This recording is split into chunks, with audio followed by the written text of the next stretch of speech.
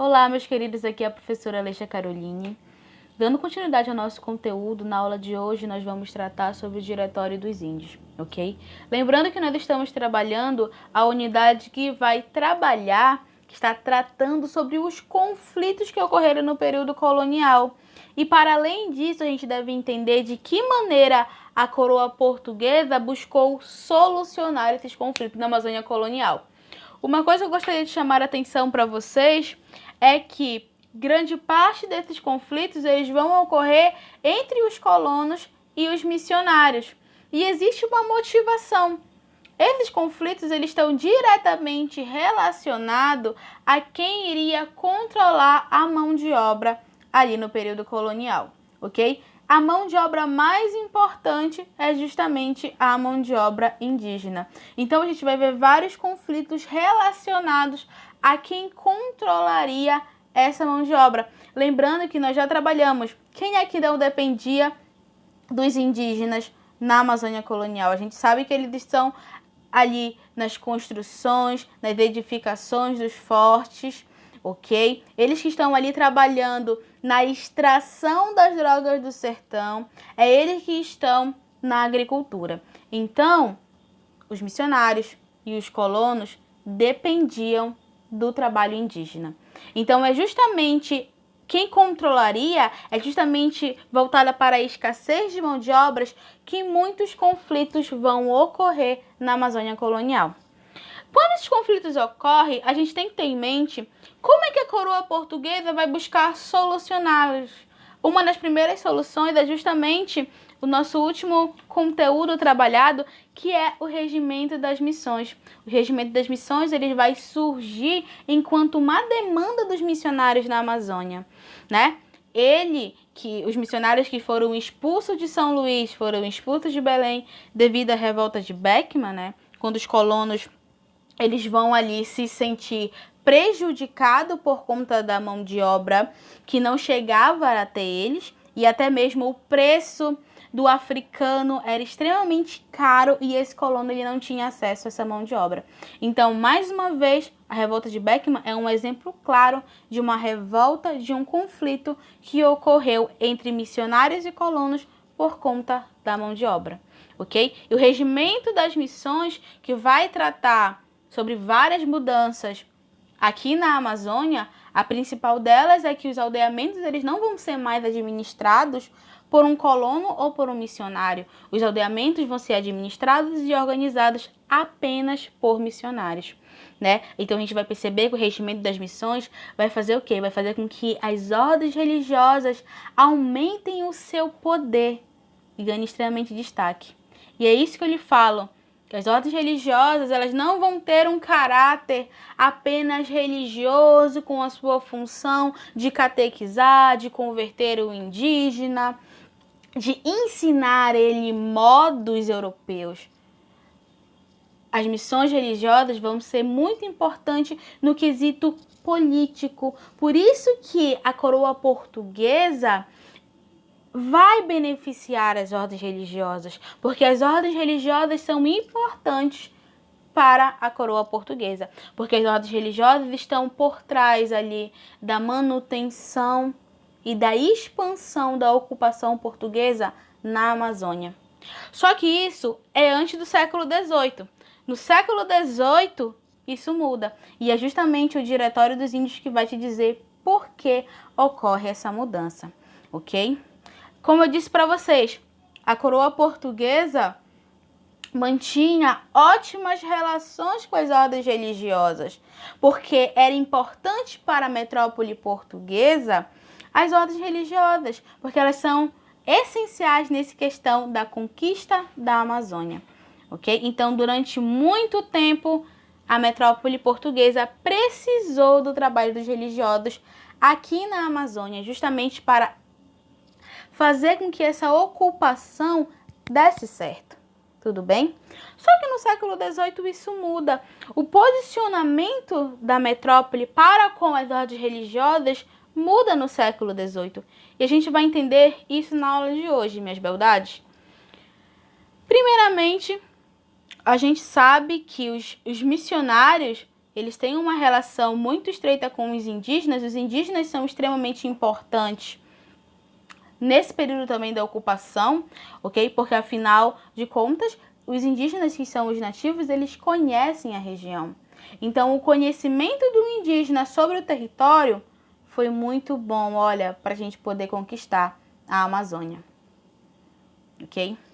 Primeiro ponto importante é que essa mudança ela vai estar relacionada a um tratado que nós já vimos, o Tratado de Madrid. Ok? O Tratado de Madrid foi um tratado assinado entre a Espanha e Portugal que vai ali fazer novas fronteiras das colônias portuguesas e espanholas na América. O Tratado de Madrid, ele vai acabar com aquela divisão de fronteiras que já estava proposta pelo Tratado de Tordesilhas, ok? Lembrando que durante muito tempo a coroa portuguesa e a coroa espanhola estavam unificadas por conta da União Ibérica, ok? E é justamente no período da União Ibérica que a gente percebe que Portugal está entrando no território amazônico, um território esse que pertencia à Espanha. Quando a União Ibérica acaba, a Espanha quer reverter essa situação, quer voltar a anexar a Amazônia ao seu território, mas não vai acontecer. O que não acontece por quê? Porque os portugueses já estão ali firmados nesse território, já estão usando essa terra, né? Lembrando que as ordens religiosas vão ser extremamente importantes nesse quesito, porque são as ordens religiosas que vão fazer com que a ocupação portuguesa na Amazônia se desse para além da divisão da fronteira do Tratado de Tordesilhas, certo? Então, assim, essas novas fronteiras, o Tratado de Madrid vai dizer que essas terras são de Portugal, porque Portugal já está estabelecida lá, né? Terras onde tem portugueses. Então, se é terra onde tem portugueses, essa terra pertence a Portugal. Então, essa nova ocupação, ela vai ser definida a partir de cidadãos portugueses nesse território, né? Só que Portugal, ela vai entrar em um determinado conflito no caso de como conseguir, né, mais pessoas para estar nesse território, como conseguir mais cidadãos portugueses para ocupar essa região, que por direito já era de Portugal. Como eles vão buscar solucionar? A solução que a coroa portuguesa toma é justamente transformar os indígenas em cidadãos portugueses. Mas isso não é uma tarefa fácil. Quando eu falo que os índios são cidadãos, meus amores, eu quero que vocês compreendam que o cidadão do século XVIII, ele é um cidadão diferente do que nós compreendemos hoje no século XXI.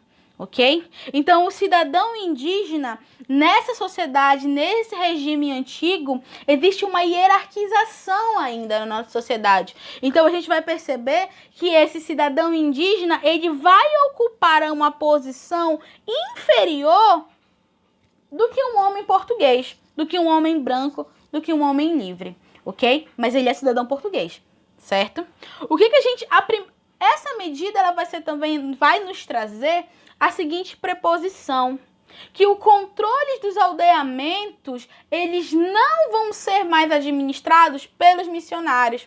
Lembrando que essa organização e essa administração dos aldeamentos foi dada aos missionários durante o regimento das missões, um século antes, ok?